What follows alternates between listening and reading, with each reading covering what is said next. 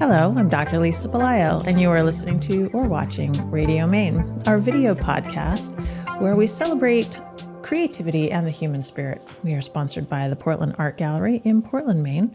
Today we are speaking with community leader and former sports and entertainment executive Brian Petrovek, who happens to have spent some time in lovely Yarmouth, Maine, which is where we are recording from today. But good to see a fellow, at least for a moment, Yarmouthian.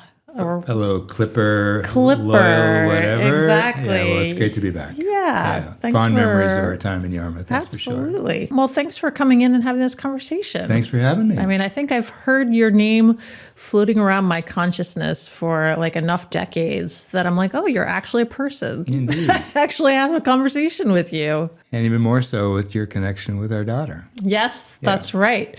So we interviewed Ginny not too long ago, and she was fantastic on air. I love that she was the chief enthusiast for her current job. And so, yes, I would like to be the chief enthusiast. I'm just going to name myself chief enthusiast.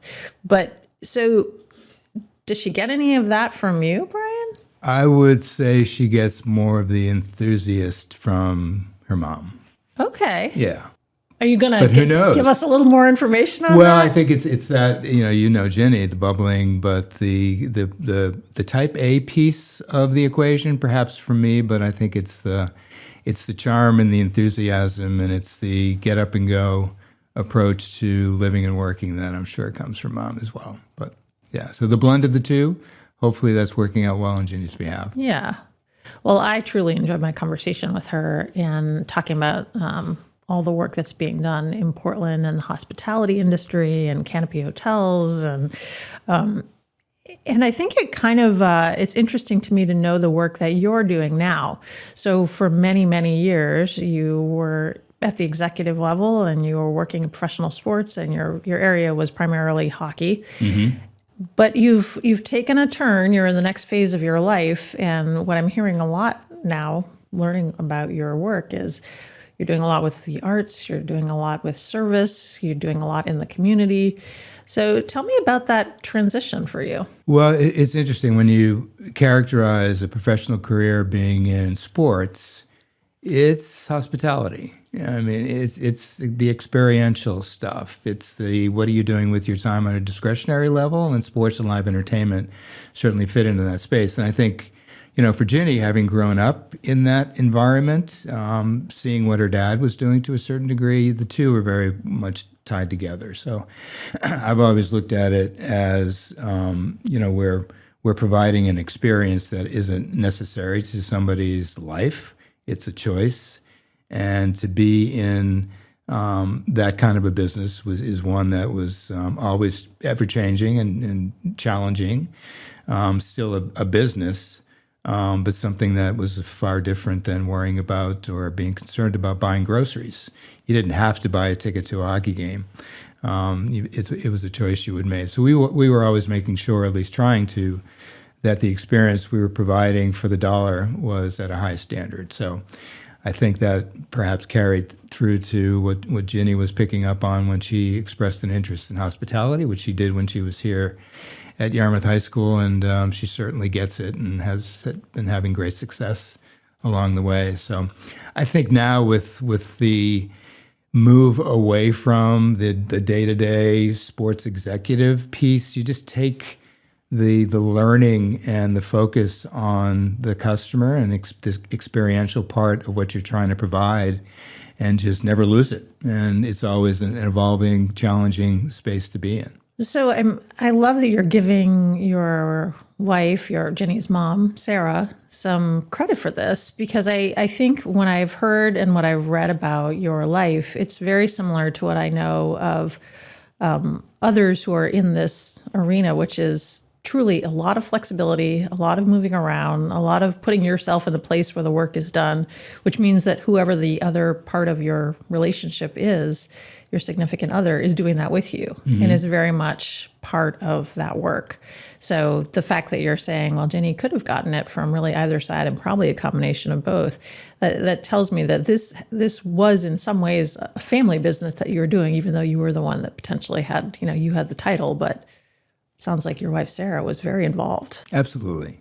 No, and I think, the opportunities Jenny has had just growing up here, her peers, her friends, the people she's met, the college experience, and she's had, as you know, great opportunities in the professional space as she went into the business, from Vail Resorts to coming back here, a little time at the Westin, obviously with Fathom, and with the experiences that come from a relationship with Hilton. So I think she's smart enough to know how to pick and choose those little nuggets that can fit into what she naturally finds as ways towards success. And the beauty of it, as Sarah and I both sense, as she gets more mature and learns more and moves her way up the ladder, she's just continuing to find a way to look at it as a lifestyle. It's a job, it's a profession, but she just bubbles over it. And her focus and her enjoyment level is one that I think we feel really good about, that it's not what am I going to do today? I got to go back into that place. It's how do I make the experience of our guests even better? So that enthusiast piece of the equation just comes naturally, and I think the longer she does it, she gets better at it, but she's not overcomplicating it either, which is great to see. Now, this is probably one of the longer amounts of time we've spent talking about a child who also was a guest on the show. Although you're not the first, we've had other people who had a parent come on and a child come on. But to me, it's actually really important because as someone who also has adult children, I mean, when you spend a lot of your life working and trying to make things better for the people around you who are not your children, you're doing it, that's good and important, but also part of the reason you do it is for your family. So when you see your adult children come into the world and thrive and become good human beings, I mean, for me at least, I don't want to speak for you or anybody else, but that's been immensely rewarding. Yeah, I think you're right. And sometimes you don't appreciate that as much. You look at things in a way that's just overly complicated, and I think she's and all three of our kids look at their lives as opportunities, and we all face challenges, but how do you reposition those challenges into opportunities? And I've seen that throughout my career. I'm sure you have. Ginny has at her age, and she'll see it differently now with technology and some of the other challenges that perhaps Sarah and I didn't have as young professionals or as young parents. But I think she's got that grounding to where she can be nimble enough, but keep it simple, keep it basic, which is some of what I've been able to learn in my professional path. And now that I'm looking at other opportunities, it's one of those things where you just want to keep it simple. You want to peel it back. I think one of the comments I may have made in the survey was just more of an appreciation with first principles. It's just like, if you got a problem, just peel it back to its core. What are the basic pieces of it to eliminate some of the obstacles? And I think Jenny, in the way that she runs her life and her business and bringing up her kids, she shows that each and every day, which is kind of cool. And she'll get better at it, which is nice too. Well, I love hearing about this, and I love hearing about the ways that you are impacting kind of the next generation that you know about. I'm sure there are other people that you're impacting in the next generation. But I want to go back a little bit in your life to where you began, where you came in, you were a high-level hockey player, and you went to Hotchkiss, you went to Harvard, and you had a passion for the sport. And I want to hear about that, because it sounds like something that occurred when you were younger set you on a path for what would become your life's work. And it happens sometimes, but not always. So talk to me about. Yeah, no, I think, looking back, youngest of three, So 2 older brothers playing the sports. The younger brother is the one that gets thrown into the nets so the 2 older brothers can shoot the pucks at them, right? That kind of thing. So it's kind of one of those, okay, that it kind of starts there, and then all of a sudden it's just the appreciation at a young age for, being in that position in this sport is kind of cool. You're the one probably most responsible for the win or the loss. So a little bit of risk reward at a pretty young age. And then you quickly realize everybody else is on the ice for 30, 45, 60 seconds. Then they got to get off. I'm in a position where I could stay there the entire time, never leave the stage, and have that opportunity that no other member of the team has.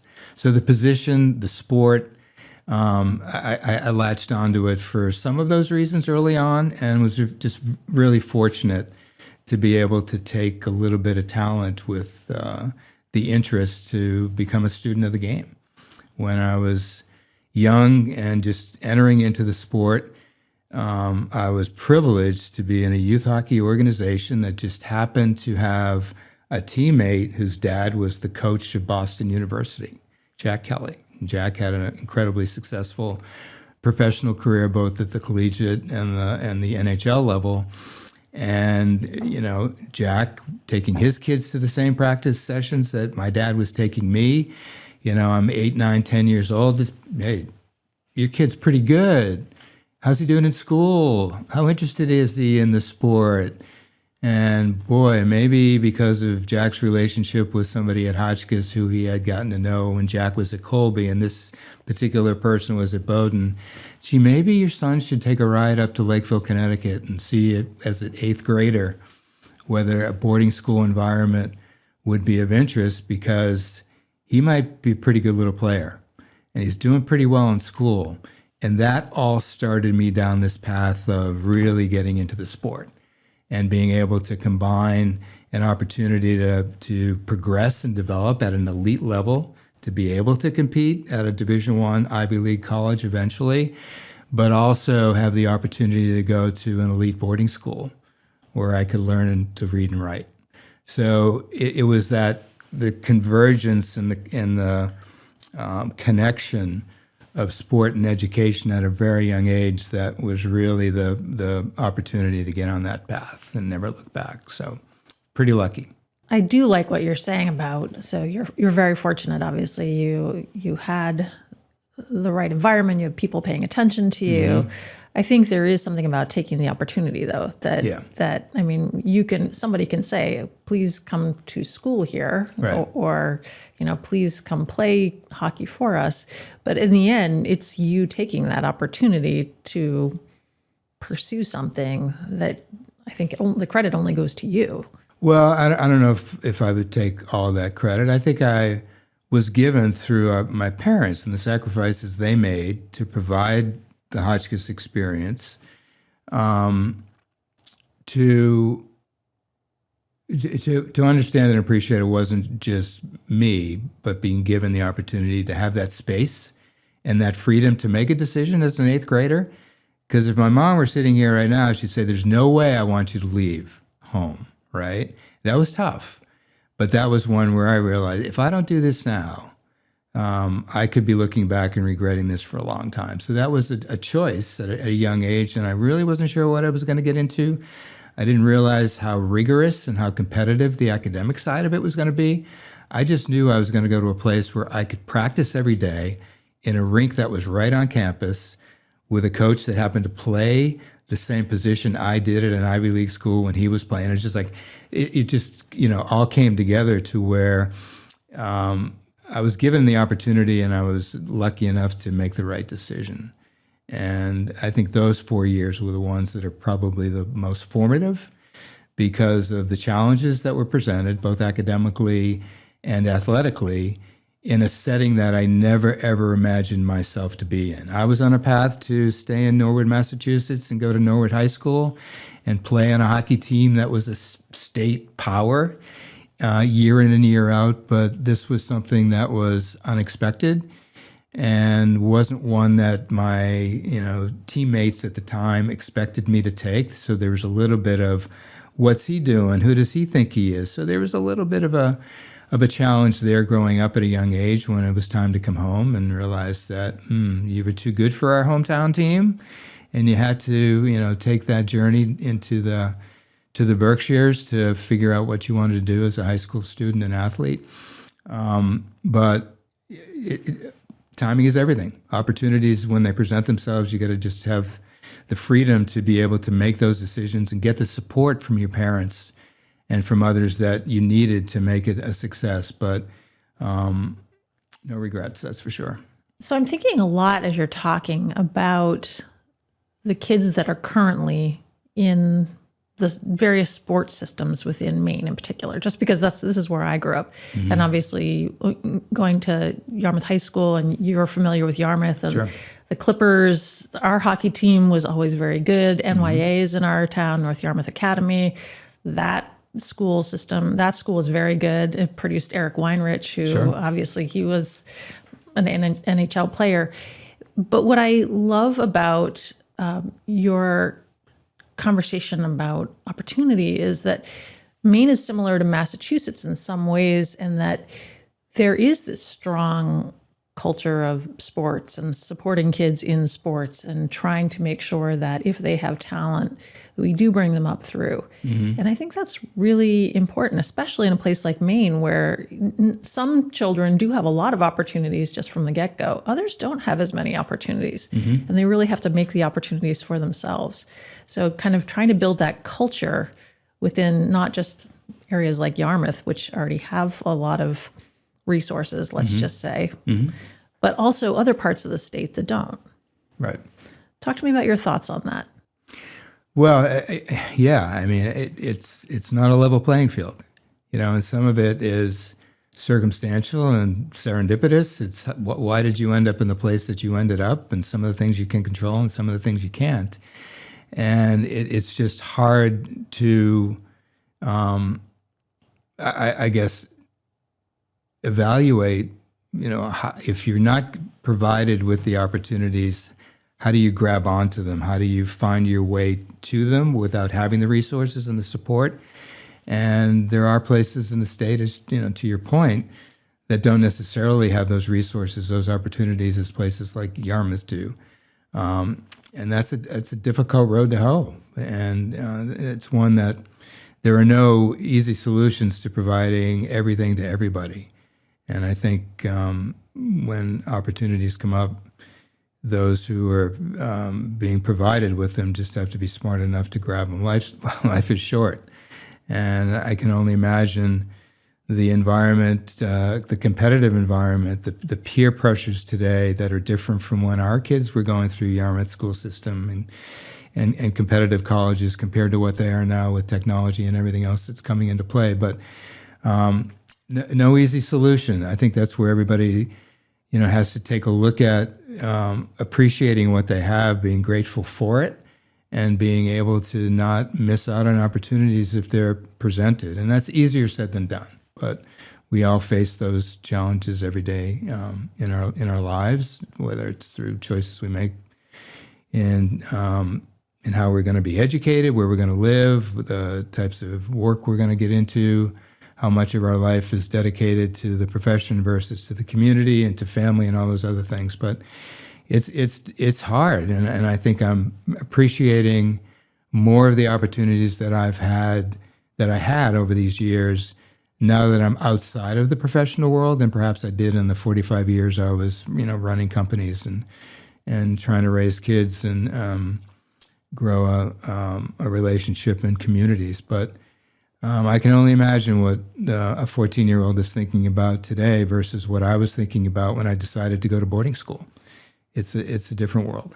I agree with that. And I also think I've been impressed with whether it's sports, whether it's being in the arts. I mean, I actually have been impressed with the level of commitment that many Maine parents have made to their children, whether they are in resource-rich towns or not. Mm-hmm. I mean, we've interviewed children who have grown up around the state, and a lot of it does come from that early family community support, the teacher who recognized something in them.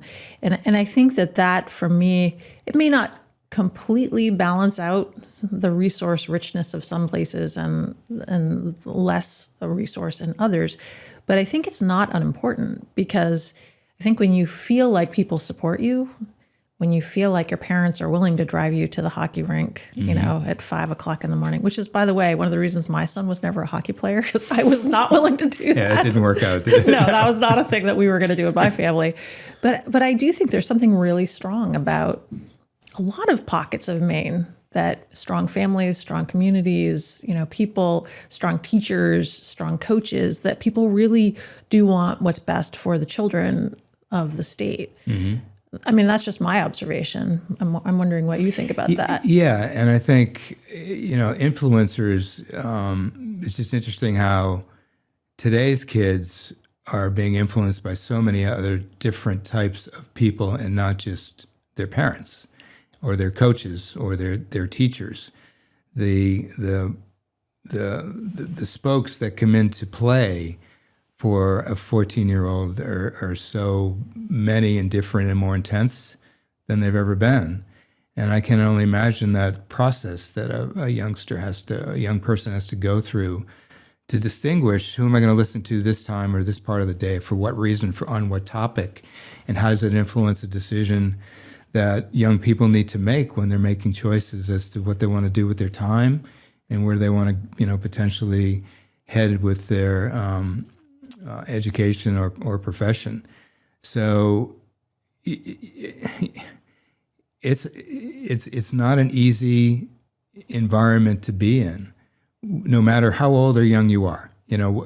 I'm being influenced by people at my age that I didn't expect to be, but I think I'm equipped enough to be able to evaluate the influencers in a way that, experience and wisdom can allow me to do that, versus what a young person is attempting to do today, with so many influences coming from so many different angles,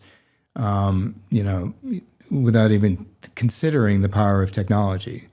So, again, I think it's how you deal with that, with all those different sources of influence, and how young people can make those choices without getting overwhelmed with pressure. And I got to do this because they're doing this, or my teacher says I have to do this, and that's a hard situation for folks to be in, to make those choices, and I think that's where, coming back to my reference earlier with, when you're faced with these opportunities and challenges, it's dumb it down. It's first principles. What is it within each of the things that we're dealing with that in and of itself is important and simple and true and basic? And I think the more we can think about things like that, whether it's challenges or opportunities, the better off I think we're going to be able to be and to live our lives in a way that makes sense.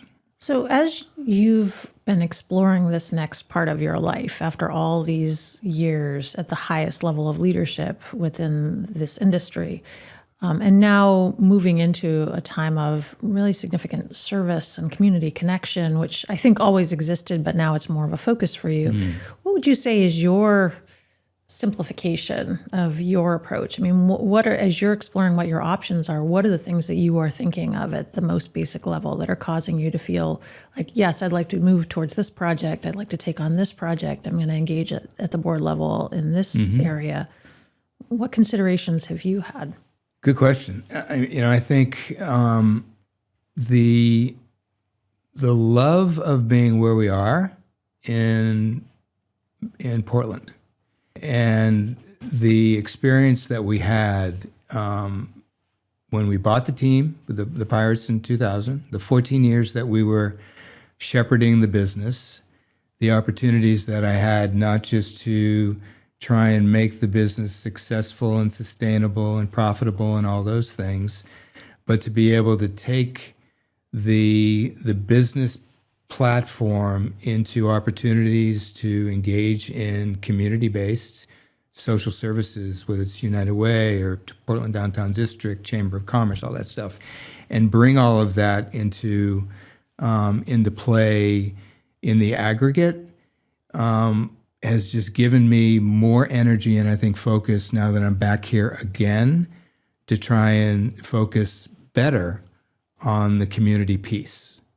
So I don't have to deal with running a team. I don't have to deal with negotiating a lease with the county on the civic center. I don't have to worry about looking at opportunities to build a new building and sell more season tickets and sponsorship. So we're back into the space where we were trying to do all of that over the course of those 14 years without having to deal with any of it, but appreciate all what we were trying to do with our platform and our connection to the community with places and organizations like United Way, Downtown District, City Chamber, things like that, and just focus exclusively on that particular part of the equation and figure out with what I've learned, with what I've been able to experience over all these years, how do I come back and try and identify an opportunity where I can really say to myself, I've played a bigger role in trying to make this particular piece of Portland better. And what is that going to be? Is it just having a seat at the table as I look at a role and a responsibility that I've just recently engaged in with coming back as a board member of the Cumberland Club, a city club, right? It's a gem of downtown Portland, about to celebrate its 150th year. And what role could I play in making that club and that organization better for the purpose that it has in adding quality of life to the community? That's one thing. Look at living where we're living right now in the heart of the old port and looking at the challenges with social services and the homeless and housing and a whole bunch of things that just come with the challenges of trying to make the experience of living in the old port better, safer. Looking at opportunities that maybe will come with an expansion of a museum, whether that's as a donor, whether it's just as a contributor, whether it's as a interested party who could weigh in on an idea and feel that, gee, I've played a part in what is going to be an amazing expansion of a 3 centuries old gem that many communities don't have.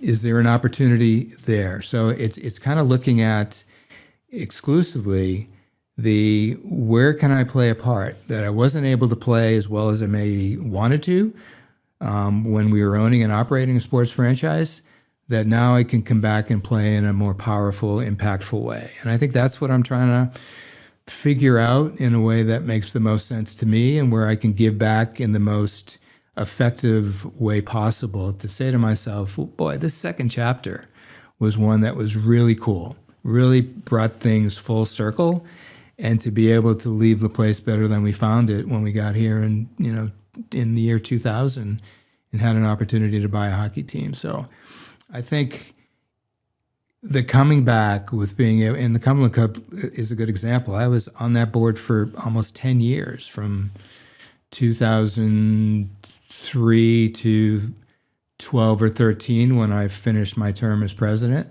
I've been away from it for 10 years. Now I'm back and I'm looking at it in a way that's different and have a chance to contribute to it in a different way again as the second time, board member. To be able to think about, reapplying some of that interest 10 years, away from when I did it before, and seeing what's changed and what hasn't, and seeing how I can play a role that's perhaps a little bit different and more impactful than I was able to do before. So that's kind of the focus at this point. And I had an opportunity, as you may know, when we were running the franchise, to do a little teaching. I spent almost better parts of 3 years teaching some courses at USM in their new sport management program. That was cool. That was interesting. So I'm back here, and I can easily, perhaps not easily, but think a little bit more critically about maybe getting back into the classroom, maybe taking some of what I thought I was getting better at as a teacher of some courses at USM. UNE is now, as you know, gotten a little bit deeper into that whole part of their mission and what they're delivering to the community in sports and business management. So the teaching aspect is one that I'm thinking a little bit more about of late than I was perhaps when I retired 4 years ago. But I think it's all of that available to somebody like myself who can come back to a city like Portland and look at the opportunities to give back and provide some value and to do what I've always been trying to do a better job at, which is making it better. You can't always make it perfect, but I think I have a rare opportunity now that I'm not fully engaged in a professional setting where I can find a path toward doing it a little bit differently and better than I was doing it before. So it's pretty exciting. When we started Radio Maine, and this is going to be our fifth year of doing Radio Maine. I've been doing podcasting for 15 years, and I've interviewed just a lot of people who have Maine connections, who are very creative. And with Radio Maine, what we say is that we explore and celebrate creativity and the human spirit. So obviously when we bring an artist in, and I know that you have an interest in art, I know that you've talked about Rothko, and you've talked about the fact with me that Sarah has an art history background. You have a Portland Museum of Art connection. So obviously there's that element of creativity. But if somebody, let's say I was going to ask you, how does creativity factor into the work that you have done in the past and the work that you're doing now? And I'm interested to hear this in part because having spoken to Jim Brady, who is a businessman and also is a former Olympian, his version of creativity is very different than when I speak to one of the Portland Art Gallery artists. So how would you say that creativity plays into the work that you've done before, Brian, or what you're thinking of doing in the future? Well, I think it's being able to think outside the box, being able to color outside the lines when the opportunity arises. And I think that's how I've kind of looked at the creativity thing. It's being adaptable. It's being able to evolve, but having the ability to color within the lines when let's do it simply, let's do it efficiently, let's do it effectively, let's do it based on data. It's all the business 101 things that you're taught, whether it's through your academic programs or whether it's just through experience, to where you got to keep it simple, you got to keep it basic, but being smart enough, intuitive enough, creative enough to be able to know that just because I've done it this way before and just because they've done it this way, best practices are great, but to be able to be creative enough to look differently at something than somebody else has before to make it even better. And I think that's part of the competitiveness in me as an athlete that I've been able to take into the professional realm, to see things that others have done without being constrained through formula, through you have to because it was done this way and it's been successful, and find ways to bring different approaches, different methods to the madness to be better at it. And I think that's the piece where the competitive part of me at a very young age has been able to appreciate where opportunities to do it differently come into play. I'm a risk-reward guy, and that's where creativity has come into it with me. It's I guess interpreting and exercising a creative opportunity in a risk-reward environment from a business perspective. And I think I can appreciate where a Jim Brady would come from in the way that he looks at his businesses and his opportunities in some way similar than perhaps to what I do. But creativity in the risk-reward sense is kind of where I latch onto it. Any final thoughts? I mean, I feel like there's so many different places that we could go with this conversation, but has anything come up with you in your mind and in the time that we've been talking? A question that I haven't asked you perhaps, or something that you think people would be interested in knowing about you before we finish? No, it's kind of interesting. You haven't asked about, regrets or, worst experiences or otherwise, but no, I think. Well, since you brought that up. Well, no, it shouldn't. What would your regrets be? Because I think it's a great question, actually. None. You have no regrets? No regrets. Okay. No, I think, again, it's woulda, coulda, shoulda. I mean, we could spend the entire day talking about those. If I had known what I know now, would I have done what I did then? Probably not. But I think having the opportunity to do different things at different times, to make mistakes and learn from them, maybe more so than I had imagined. But I think I've been the beneficiary of being able to be adaptable enough to not look into the rearview mirror. And I think that's probably the piece that I'll leave you with. It's just there's so much of time and regret and what ifs that people seem to get embroiled by, that I've been, I think, fortunate to not have to be overly concerned about. I think, as we maybe mentioned before, it's more a matter of now, it's what I'm saying versus what others are saying, and trying to be reasonable and smart enough and intelligent enough to take the high road and understand and be grateful for what I've been able to accomplish over these years. So, I mean, for me now, it's as we were just talking about, it's how do you take this last chapter of a life that's short and bring it all together in a way that it truly is going to be more meaningful than any of what I've been fortunate enough to be able to do, professionally. So, I've been pretty lucky. Well, I'm really lucky that you were willing to come and have this conversation with me today. Thank you. Yes, it's been a lot of fun. I've learned a lot. And again, knowing your name has sort of floated around in the ether for many years in Maine. You're well known. You're, I think, beloved for having brought a higher level of sport to the state. So thank you for that. Thank you. Appreciate that. I've been speaking with Brian Petrovek. He is a community leader and also previously in the highest level of sports and entertainment as an executive in many different capacities. But I appreciate that he's been willingness to come and talk about creativity and the human spirit here on Radio Maine, where that is something that's very important to us. We tend to focus on the arts, but we certainly recognize that business and sports and other things that contribute to the creative economy of Maine are very important. I'm Dr. Lisa Belisle, and you've been listening to or watching Radio Maine. We're sponsored by the Portland Art Gallery in Portland, Maine. And I want to give another thanks to Brian Petrovek for coming in and having a wonderful conversation. Appreciate it. Thanks, Lisa. Thank you.